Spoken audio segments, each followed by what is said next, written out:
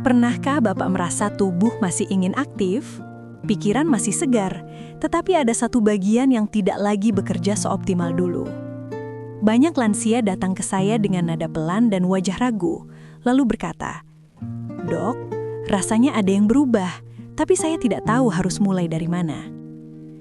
Yang mengejutkan, perubahan ini sering tidak datang tiba-tiba. Ia hadir perlahan, diam-diam, dan sering disalahartikan sebagai tanda usia semata. Padahal, dari pengalaman saya menangani pasien lansia, masalah pada Mr. P sangat sering berkaitan dengan kebiasaan harian yang sudah bertahun-tahun dilakukan tanpa disadari. Cara makan, jam tidur, kebiasaan duduk terlalu lama, bahkan pilihan minuman sehari-hari bisa memberi dampak besar. Banyak yang baru menyadari setelah kepercayaan diri menurun dan hubungan dengan pasangan ikut terasa berbeda. Coba Bapak ingat kembali, kapan terakhir kali benar-benar memperhatikan apa yang dimakan dalam satu hari? Berapa lama tubuh diajak bergerak? Atau apakah tidur malam benar-benar nyenyak? Pertanyaan-pertanyaan sederhana ini sering membuka mata pasien saya bahwa tubuh sebenarnya sedang memberi sinyal, bukan menghukum. Di video ini, saya ingin mengajak Bapak memahami satu hal penting. Masalah Mr. P tidak selalu berarti akhir dari vitalitas, justru sering menjadi tanda bahwa tubuh meminta perhatian lebih. Jika Bapak ingin tahu kenapa pola makan dan gaya hidup bisa berpengaruh besar, serta apa yang bisa dilakukan secara alami dan aman, simak penjelasan ini sampai selesai.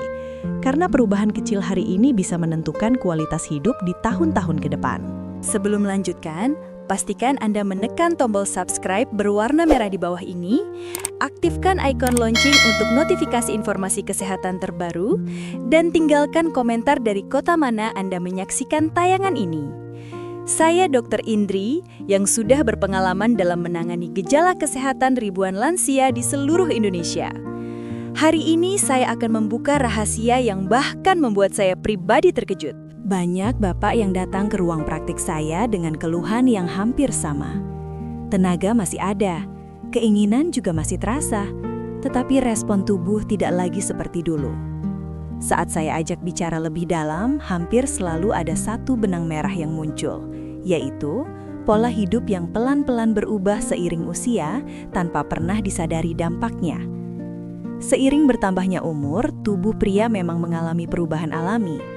Kadar hormon testosteron perlahan menurun. Aliran darah tidak sefleksibel saat muda. Metabolisme juga melambat. Ini bukan penyakit.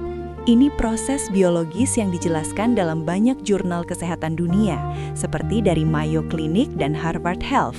Masalahnya, proses alami ini sering diperberat oleh kebiasaan harian yang tampak sepele.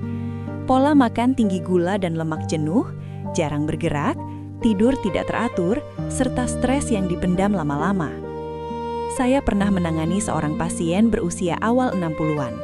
Beliau merasa gagal sebagai pria karena Mr. P tidak seoptimal dulu. Setelah saya ajak bicara santai, ternyata hampir setiap hari sarapannya manis, jarang makan sayur, minum air putih sedikit, dan sebagian besar waktu dihabiskan duduk. Tidak ada keluhan nyeri, tidak ada penyakit berat, tetapi tubuhnya bekerja dalam kondisi tidak ideal. Ketika saya jelaskan bahwa pembuluh darah di area vital sangat sensitif terhadap kadar gula darah dan kolesterol, beliau baru mengangguk pelan. Secara medis, fungsi Mr. P sangat bergantung pada kesehatan pembuluh darah dan saraf. Jika aliran darah tidak lancar akibat kolesterol tinggi atau gula darah yang sering melonjak, respon tubuh akan melemah. Organisasi Kesehatan Dunia dan Asosiasi Jantung Internasional menjelaskan bahwa gangguan ereksi pada pria usia lanjut sering menjadi tanda awal masalah metabolik, bukan semata soal kejantanan. Artinya, tubuh sedang berbicara dan meminta perhatian. Yang ingin saya sampaikan ke Bapak, kondisi ini bukan sesuatu yang memalukan. Ini sinyal yang sangat berharga. Dengan memahami penyebab dasarnya, kita bisa mulai memperbaiki dari hal paling mendasar, mengatur apa yang masuk ke tubuh, memberi waktu tubuh untuk bergerak, dan membiarkan sistem tubuh bekerja kembali secara perlahan. Banyak pasien saya yang membaik bukan karena obat kuat, tetapi karena tubuhnya kembali diberi kesempatan untuk bekerja dengan cara yang lebih sehat dan seimbang. Seringkali saya melanjutkan percakapan dengan pertanyaan sederhana. Bapak sehari-hari makannya apa saja dan seberapa sering bergerak? Dari situ ceritanya mulai terbuka. Banyak lansia merasa sudah makan cukup karena tidak merasa lapar, padahal kualitas makanannya jauh dari kebutuhan tubuh di usia sekarang. Ini bukan soal porsi besar atau kecil, tetapi soal apa yang memberi energi dan apa yang justru membebani pembuluh darah. Secara ilmiah, makanan tinggi gula sederhana dan lemak jenuh terbukti memengaruhi kesehatan pembuluh darah. Data dari American Heart Association dan European Society of Cardiology menunjukkan bahwa pembuluh darah kecil adalah yang paling cepat terdampak pola makan tidak seimbang. Area vital pria termasuk yang sangat sensitif. Ketika dinding pembuluh darah kaku akibat kolesterol atau peradangan ringan yang berlangsung lama, aliran darah menjadi kurang responsif. Akibatnya, tubuh butuh waktu lebih lama untuk bereaksi, bahkan kadang tidak merespons sama sekali. Saya ingat seorang pasien yang sangat gemar gorengan dan minuman manis. Beliau tidak merasa sakit, tekanan darah masih batas normal, tetapi keluhan vitalitas mulai muncul. Setelah kami evaluasi, kadar gula darah puasa sering naik turun, dan lingkar perutnya perlahan bertambah. Kondisi ini dalam dunia medis dikenal sebagai sindrom metabolik ringan. Tidak terasa, tidak nyeri, tetapi dampaknya nyata. Saat pola makan diperbaiki dengan lebih banyak serat dari sayur, protein cukup, lemak sehat dari ikan, dan gula dikurangi, perubahan mulai terasa dalam beberapa bulan. Selain makanan, gaya hidup pasif juga berperan besar. Banyak lansia merasa olahraga harus berat dan melelahkan, padahal tubuh hanya butuh gerakan rutin. Penelitian dari World Health Organization menyebutkan bahwa berjalan kaki 30 menit per hari dapat meningkatkan sirkulasi darah dan sensitivitas insulin. Aliran darah yang lebih baik berarti nutrisi dan oksigen sampai ke jaringan vital dengan lebih optimal. Ini bukan teori semata. Saya melihat sendiri bagaimana pasien yang mulai rutin jalan pagi, tidur lebih teratur, dan mengurangi duduk terlalu lama, merasa tubuhnya lebih hangat dan responsif. Yang penting dipahami, tubuh pria usia lanjut bekerja dengan ritme yang berbeda. Ia tidak bisa dipaksa, tetapi bisa diajak bekerja sama. Saat pola makan dan aktivitas mulai selaras dengan kebutuhan tubuh, sinyal-sinyal positif akan muncul. Tidak instan, tetapi bertahap dan lebih bertahan lama. Ini bukan tentang kembali muda, melainkan tentang menjaga fungsi tubuh tetap optimal sesuai usia dengan cara yang aman dan alami. Pada titik ini, biasanya saya mengajak pasien untuk lebih jujur pada tubuhnya sendiri. Banyak pria lansia datang dengan wajah ragu sambil berkata, "Dok, saya merasa capek terus, padahal tidak melakukan apa-apa." Keluhan seperti ini sering dianggap wajar karena usia. Padahal di balik rasa lelah itu, ada sinyal penting dari tubuh yang berkaitan dengan hormon, kualitas tidur, dan kesehatan mental. Secara medis, hormon testosteron pada pria memang menurun seiring bertambahnya usia. Data dari berbagai jurnal kesehatan internasional menjelaskan bahwa penurunan ini bisa mulai terasa setelah usia 40 tahun dan semakin nyata di atas 55 tahun. Testosteron berperan bukan hanya pada fungsi vital pria, tetapi juga energi, suasana hati, dan massa otot. Saat hormon ini menurun dan tidak diimbangi dengan gaya hidup sehat, tubuh menjadi kurang responsif. Pasien sering merasa motivasi berkurang, mudah mengantuk di siang hari, dan kurang percaya diri. Saya pernah menangani seorang pasien yang pola tidurnya sangat berantakan. Tidur larut malam, sering terbangun, lalu bangun pagi dengan tubuh terasa tidak segar. Setelah kami bahas lebih dalam, ternyata beliau sering menonton televisi hingga tengah malam dan minum kopi sore hari. Padahal penelitian dari National Sleep Foundation menunjukkan bahwa tidur malam yang cukup dan berkualitas berperan besar dalam menjaga keseimbangan hormon dan kesehatan pembuluh darah. Saat pola tidurnya diperbaiki, tidur lebih awal, cahaya dikurangi, dan kafein dibatasi, keluhan perlahan berkurang. Selain tidur, faktor pikiran juga tidak bisa diabaikan.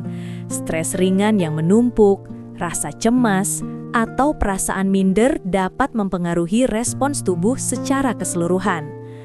Tubuh pria sangat dipengaruhi oleh sistem saraf. Jika pikiran terus tegang, pembuluh darah cenderung menyempit, dan aliran darah menjadi kurang optimal. Ini bukan soal lemah atau kuat, tetapi soal sinyal antara otak dan tubuh yang tidak berjalan lancar. Pendekatan yang saya sarankan biasanya sederhana dan realistis. Mulai dari rutinitas tidur yang konsisten, latihan pernafasan ringan untuk menenangkan pikiran, serta aktivitas yang memberi rasa senang seperti berkebun atau berjalan santai bersama pasangan. Berbagai studi kesehatan menunjukkan bahwa aktivitas fisik ringan yang dilakukan dengan perasaan rileks mampu meningkatkan hormon endorfin dan membantu kerja hormon lain tetap seimbang. Saya selalu mengingatkan pasien bahwa menjaga vitalitas di usia lanjut bukan hanya soal fisik, tetapi juga soal ketenangan pikiran. Ketika tubuh dan pikiran bekerja selaras, respons alami akan muncul dengan sendirinya. Tidak perlu terburu-buru, yang penting konsisten dan penuh kesadaran terhadap kebutuhan tubuh sendiri. Pada bagian akhir penjelasan saya ke pasien, biasanya saya menekankan satu hal penting. Tubuh di usia lanjut tetap bisa dijaga fungsinya, asalkan kita mau mengenali batas dan merawatnya dengan cara yang tepat.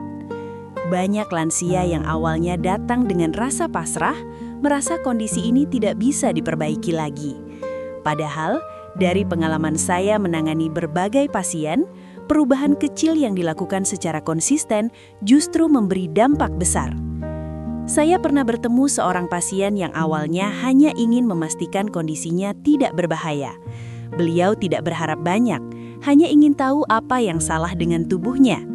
Setelah pemeriksaan sederhana, kami menemukan tekanan darah yang cenderung naik, gula darah di batas atas normal, dan pola hidup yang kurang teratur. Tidak ada penyakit berat, tetapi tubuhnya bekerja lebih keras dari yang seharusnya. Disinilah peran evaluasi medis menjadi penting, bukan untuk menakut-nakuti, tetapi untuk memberi arah yang jelas. Berbagai panduan kesehatan internasional menekankan bahwa pemeriksaan rutin membantu mencegah penurunan fungsi yang lebih jauh. Pemeriksaan tekanan darah, gula darah, kolesterol, dan kesehatan jantung memberi gambaran apakah tubuh mendapat suplai darah dan energi yang cukup. Saat faktor-faktor ini terkontrol, tubuh akan merespons lebih baik terhadap perubahan gaya hidup yang sudah dilakukan. Saya selalu menyarankan pasien untuk tidak mencari jalan pintas. Banyak produk atau metode yang menjanjikan hasil cepat, tetapi tidak selalu aman untuk usia lanjut.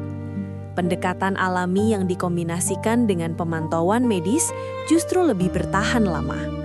Makan teratur, bergerak sesuai kemampuan, tidur cukup, mengelola stres, dan minum obat sesuai anjuran dokter bila diperlukan adalah fondasi yang saling melengkapi. Yang tidak kalah penting adalah komunikasi dengan pasangan. Banyak pasien merasa terbantu setelah mulai terbuka dan tidak memendam kekhawatiran sendirian. Dukungan emosional terbukti berpengaruh besar terhadap kesehatan secara keseluruhan.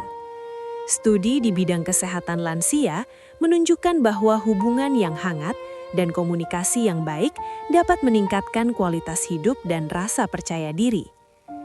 Saya ingin setiap pasien memahami bahwa kondisi ini bukan aib dan bukan akhir dari segalanya. Ini adalah sinyal tubuh untuk lebih diperhatikan.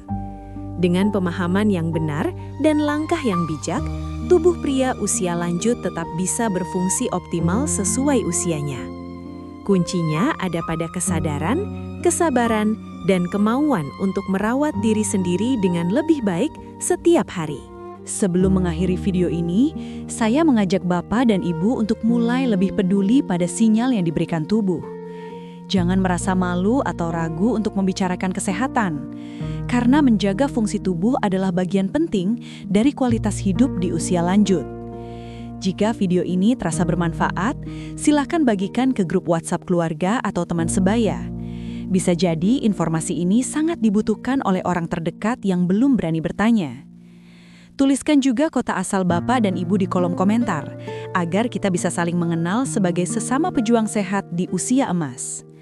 Jangan lupa tekan tombol like dan subscribe, supaya channel Lansia Sehat Abadi terus menghadirkan edukasi kesehatan yang mudah dipahami dan aman untuk usia lanjut. Ingat, kesehatan bukan soal kembali muda, tetapi tentang menjaga tubuh tetap berfungsi dengan baik, agar hidup tetap nyaman dan bermakna. Rawat diri mulai hari ini, lakukan langkah kecil secara konsisten, dan dengarkan kebutuhan tubuh Anda. Saya, Dr. Indri, mengucapkan terima kasih atas perhatian Bapak dan Ibu.